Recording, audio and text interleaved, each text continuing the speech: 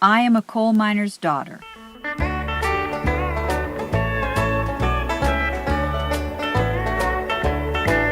Well, I was born a coal miner's daughter.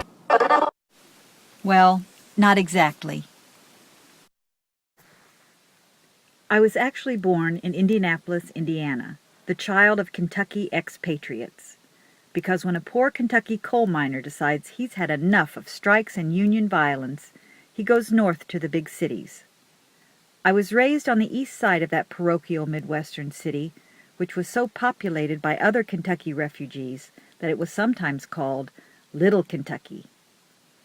It was the late 60s and early 70s, but to my Appalachian-born mother, the duties of a daughter were simple. Do your chores, wash dishes, clean the house, wash clothes, and cook, and in those tasks learn what is needed to run a household. And above all, once you became old enough, find a man. For only men were educated, only men could work, only men could provide the necessities of life. And I was a daughter. Whereas some children talk funny or have hair that sticks up, I read. In the beginning, my parents regarded it as an amusing, even cute oddity. A little reading, they suppose, might come in handy sometime. Well, and it probably wasn't dangerous. Henry VIII ain't going to come in here and wash them dishes. That is my mother speaking, and there I am, sitting at the kitchen table, reading my Norton Anthology of English Literature. The sink, as she aptly observed, is filled with dirty dishes. How she hated that book, in spite of the beautiful picture of Queen Elizabeth all decked out as the fairy queen on the cover. She definitely had this thing against the royal family of England, and was constantly reminding me of their unwillingness to assist with everyday household chores. If you think Queen Elizabeth is going to come in here and spread up that bed, you got another think coming. Ah, but in the kitchen my mother reigned, and the house always smelled of sweet country viands. One such culinary delight was known as cat-head biscuits, so called because, well, they were the size of a cat's head. They were delicious, and I loved them, dripping with butter and homemade blackberry jam. One morning my mother set the oven to warm to prepare for the daily baking of these delicacies. It's amazing how fast smoke can fill a house. There in the oven, burned just beyond legibility, was my beloved Norton, hurriedly placed there the previous night to save me from another of her tirades against the relative uselessness of the British royals in keeping house. Gone were any remaining doubts about the dangerous nature of my association with books. Under their influence, I had almost burned down the house.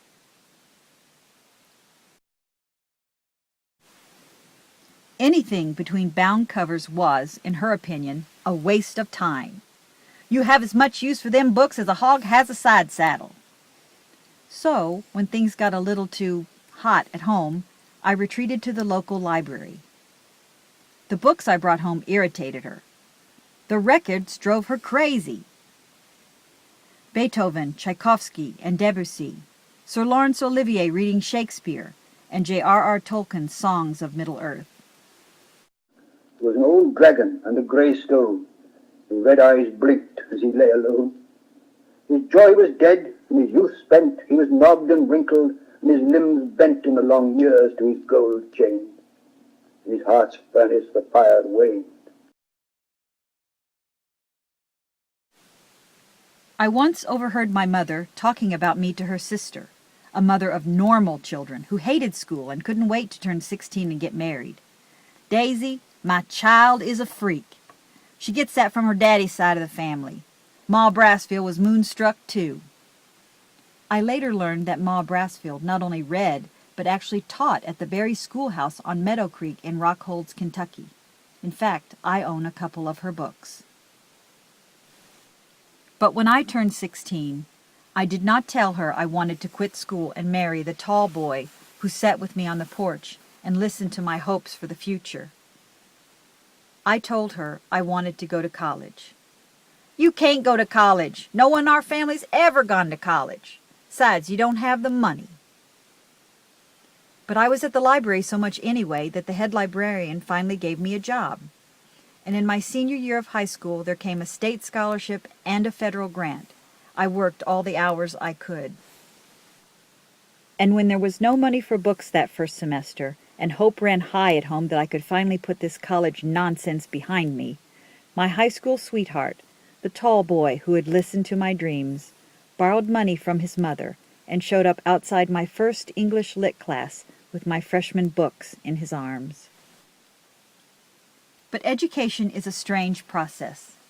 At first it seems to take you away, but it always brings you back. And in the years that followed, my learning brought me full circle.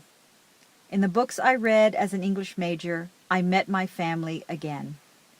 There in Pride and Prejudice, I saw my mother as the poor woebegone Mrs. Bennet, who cried out, "My dear, dear Lydia, this is delightful indeed. She will be married. She will be married at 16. I met my father in David Copperfield's Mr. Barkis, who kept his odd treasures and his dreams locked in a trunk of old clothes. There were other books, too. I read Night Comes to the Cumberlands by Harry M. Caudle, and began to understand better who my parents were and where they had come from. The land wore out, and the people went to the mines, and then mining was mechanized, and about 2/3 of the people became superfluous. One of those thirds left, and the other is still here in relief. They and their descendants are waiting for something to happen, and nothing ever happens. My father was one who left, and by doing so, set the stage for me.